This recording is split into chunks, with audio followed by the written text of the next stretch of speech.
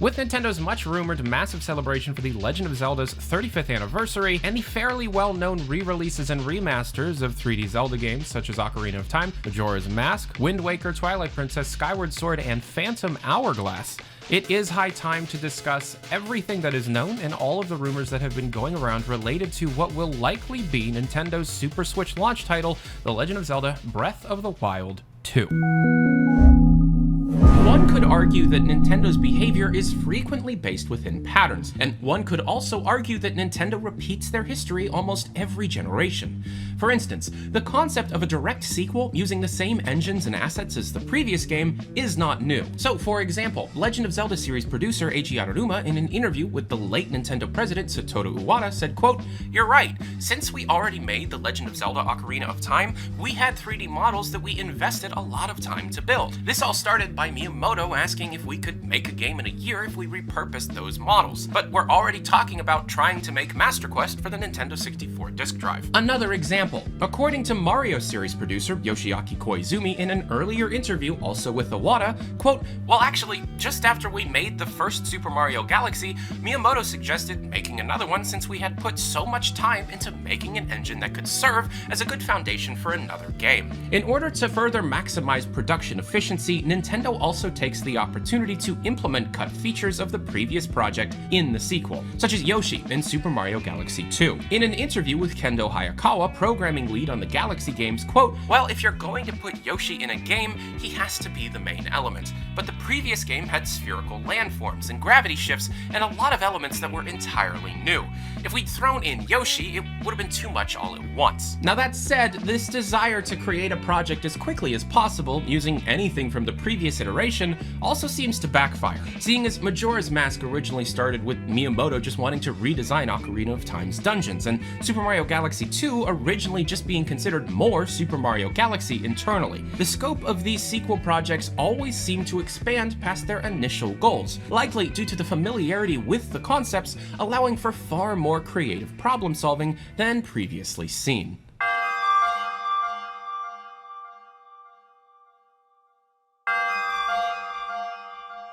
Following the release of The Legend of Zelda Breath of the Wild, critics and fans have showered the title with a significant amount of praise, but with a few common caveats. First, most will likely critique the story, and in a traditional, direct sense, I completely agree. Nonetheless, the effort placed in the story of the game was instead placed in the lore of the world the player explores. The lore is significantly deeper than anything seen previously in the Legend of Zelda series, and many districts and regions of Hyrule can be directly linked back to these previous games. Not only do the present tribes of creatures within the world have a distinct characteristic and culture born both of their geographic location but also their ancestry, but the world is teeming with a historical edge containing a significant amount of remnants of the past. The complaints raised against Breath of the Wild's story are totally founded, yet only when speaking with regards to the main questline, campaign, and major characters, which, if being honest, is the definition of a story. On the other hand, what Breath of the Wild lacks in story, it makes up for in lore, but the player would have to put in the effort to experience this indirect storytelling. Another common complaint relates to puzzles, dungeons, and the lack of traditional Zelda within this Zelda game. With only 5 main dungeons and 120 drastically divisive bite-sized puzzles scattered throughout the world, this is completely justified, but it appears the devs were going for something completely different through most of production and changed their mind in favor of what became the shrines late in development. Instead of Zelda's gamified dungeons, the devs seem to have gone for a more realistic approach. Caves, ancient temples, ruins, the world is packed with a significant amount to see,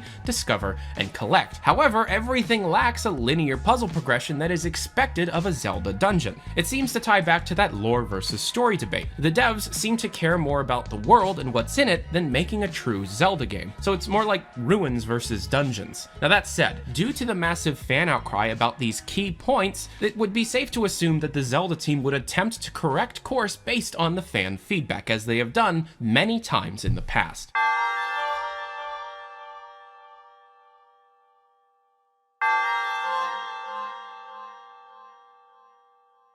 According to the game director Hidemaru Fujibayashi, what became Breath of the Wild started development in earnest around January of 2013. This means the entire production cycle lasted a little over 4 years. Skipping ahead, Breath of the Wild 2 appears to have started production in earnest nearing the tail end of 2017, putting that game in production for nearly 3 years at the time of writing. In a presentation given by the director, the programming director, and the art director at the Games Developers Conference 2017, many cut concepts, prototypes, and production priorities were discussed. For example, when designing the game's core systems, the idea of multiplicative gameplay was conceived. Simply put, the designers were attempting to create a design loop where all the pieces were interconnected and could work in conjunction with one another. It could be assumed from this talk that the richness of the world, the game systems, and the feeling of exploration were given the main priority, possibly explaining the common critique of a shallow story. Similarly, nearing and also following the release of the Switch, Nintendo published a series of 4 videos detailing the development of Breath of the Wild, discussing more cut concepts, such as Link with a corrupted, shape-shifting arm, something many in the community have compared to the Link seen in the Breath of the Wild 2 trailer.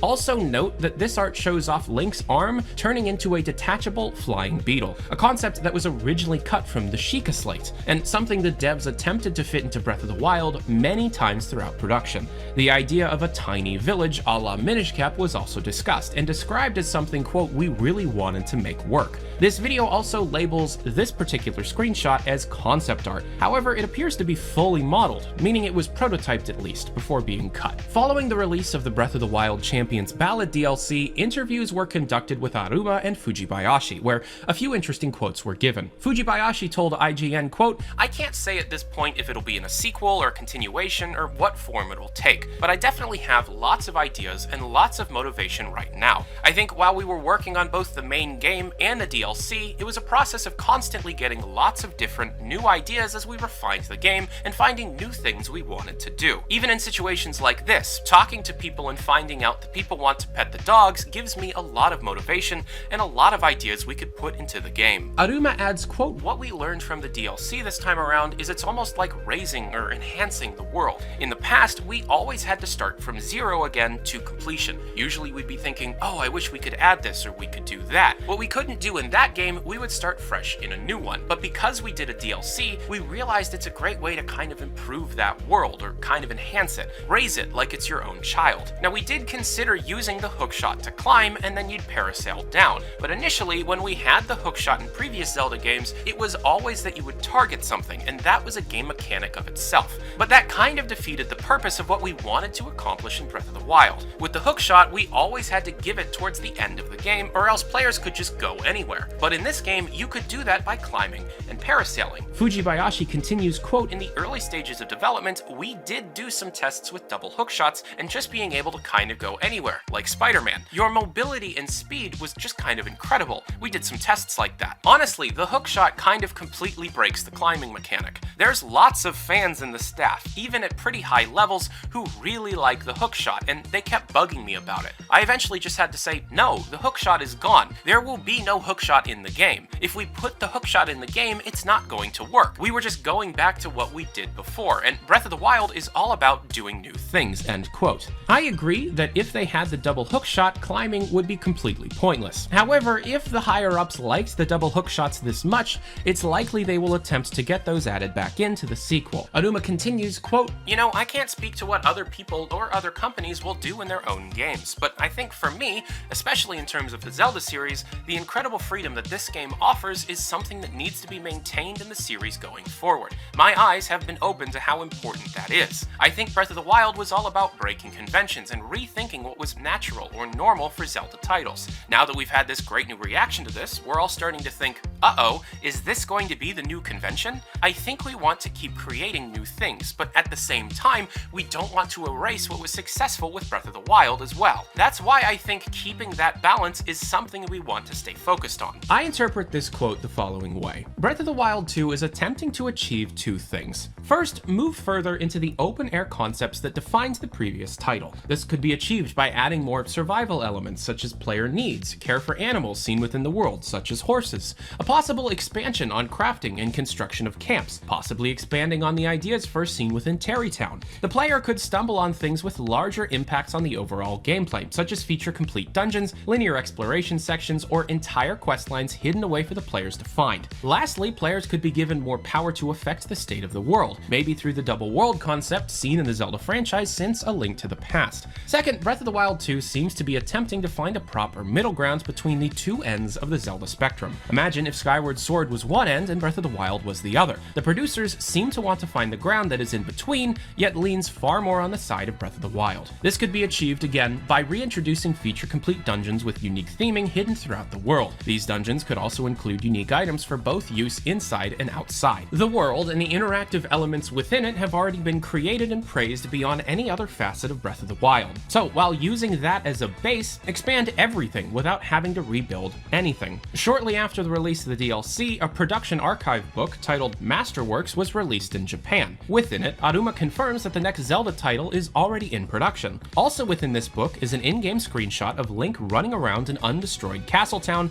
with a footnote reading, quote, "This is how Hyrule Castletown looked before the Great Calamity struck. It is the largest city in all of Hyrule and the hub for travel and the exchange of goods." This would suggest that significant work has already gone into exploring the world before Calamity Ganon struck. There also exists concepts for a tiny champion armed with a whip that appears to relate to the tiny town concept previously discussed. There are concepts for early versions of the Sheikah and Sheikah Slate abilities, including something called an injector. Then a few years pass, and the trailer for Breath of the Wild 2 is released, showing off an underground cave system which Link and Zelda explore together, finding Ganon's corpse surrounded by a miasma, the corpse awakens, and Hyrule Castle raises out of the ground. This is a sequel story to Breath of the Wild, and one that was born out of too many ideas for DLC. Aruma states, quote, "When we released the DLC for Breath of the Wild, we realized that this is a great way to add more elements to the same world. But when it comes down to technical things, DLC is pretty much data. You're adding data to a pre-existing title. And so when we wanted to add bigger changes, DLC isn't enough, and that's why we thought maybe a sequel would be a good fit.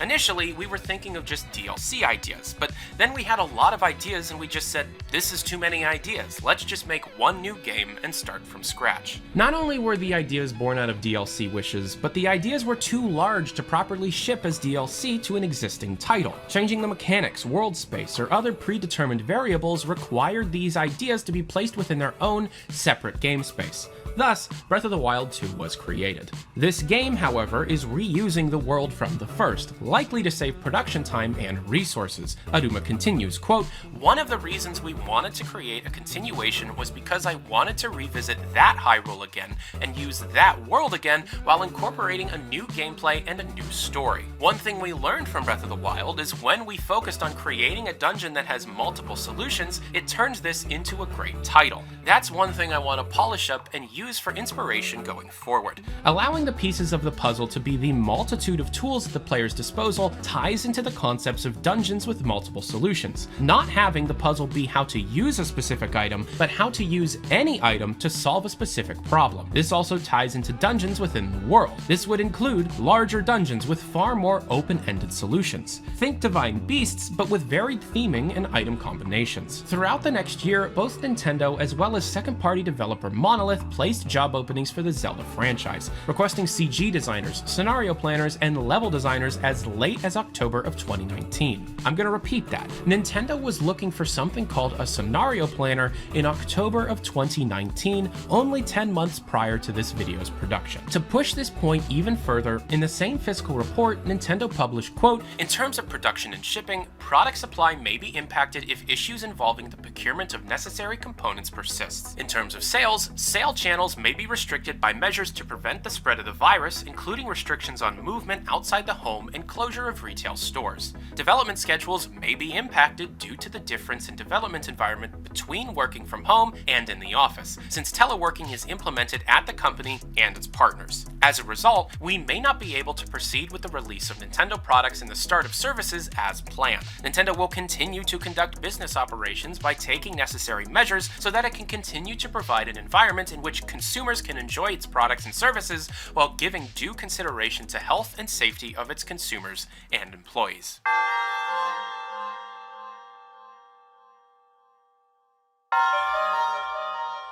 Now onto the really good stuff. However, I kind of want to put a bit of a disclaimer here. This information obviously isn't directly confirmed. Until Nintendo says something, all of this needs to be taken as an absolute rumor and or speculation. Everything you're about to hear is the best approximation of the circumstances, giving all the information I was capable of collecting over the last 8 months.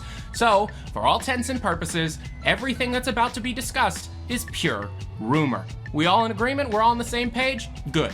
Let's get started. This game will likely rely heavily on the double world concept seen within many previous titles in the Zelda franchise. It's heavily rumored that this double world will be born out of an ability to explore and affect the world prior to the calamity 100 years ago. The image of pre-disaster Castletown from Masterworks is a great example of this. How the player is expected to travel between worlds, however, has not been discussed.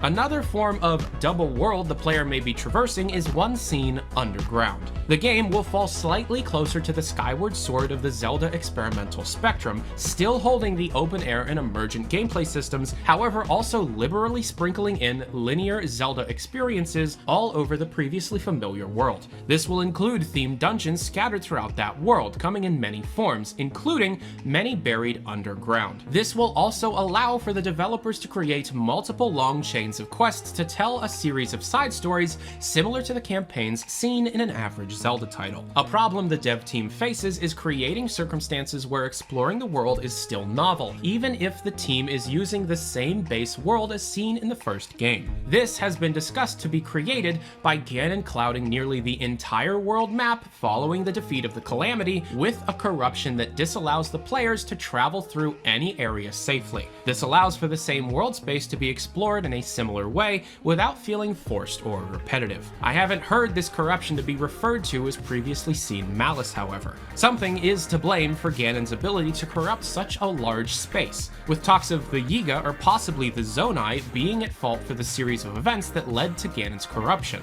It could be the former, as discussions regarding a multitude of Yiga clan hideouts and an expansion on the group or a similarly styled group have been heard for a while now. Now, it is known that higher-ups on the development team have stated the team at large's interest in other large-scale games of the time, specifically mentioning Red Dead Redemption 2. This has been discussed at length and almost always seems to include the introduction of needs for both the player and companions, whether human or animals. The horse care system from Red Dead Redemption 2 specifically gets mentioned many times, however to a further extent than that seen in the aforementioned game. Lastly, a want to reinvent the many cut concepts created from the first game is always mentioned. However, to what extent or what cut concepts specifically are never the same, so only the previously mentioned speculation from earlier in the video can be listed. And of course, the release of Hyrule Warriors Age of Calamity has brought up questions as to if these rumors have changed over the course of the last few months.